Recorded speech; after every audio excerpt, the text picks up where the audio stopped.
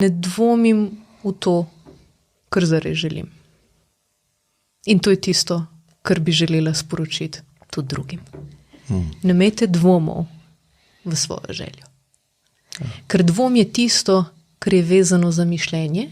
Predhodni gostje, kot sem razumela, se ukvarja s kognitivizmom.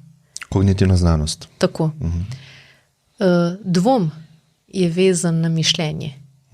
Ne? Dvom je to zibanje, ne? Med enim in drugim. In to je ohranjanje mrtvega časa. Zakaj? Ker je samo mišljenje to neko kroženje. Ko mislimo, ne delujemo. Ko dvomimo, ne delujemo. Dvom je tisto, kar nas zapreda v statično pozicijo. Ne? A bi, a ne bi. In potem ostanemo petrificirani. In nič ne naredimo. Točka, ko se pojavi ta želja, je tudi sama točka dejanja. In to je točka hrabrosti.